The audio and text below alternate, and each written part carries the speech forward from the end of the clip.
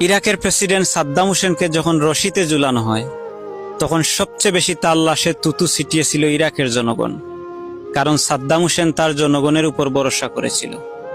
ইন্দিরা গান্ধীকেও মেরেছিল তার বডিগার্ড, কারণ ইন্দিরা গান্ধী তার উপর ভরসা করেছিল।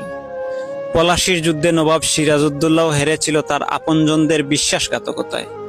এরকম বহু ইতিহাস আছে। যারাই কাউকে ভরসা করেছিল তারাই চরমভাবে ঠকেছে। আপনি জানেন কি, আপনাকে সবচেয়ে বেশি কষ্ট কে দিতে পারে? আপনি সবচেয়ে বেশি যাকে ভরসা করবেন সেই মানুষটাই। এ পৃথিবীটা কেউ কারো নয়, একমাত্র আপনি ছাড়া আপনার সাথে কেউ নেই। সবাই সুখের ফেরিওয়ালা। দুঃখ যদি কেউ কিনতে আসে তবুও বিনিময় চায়। তাই কখনো কাউকে ভরসা করার মতো হাতটা দিবেন না।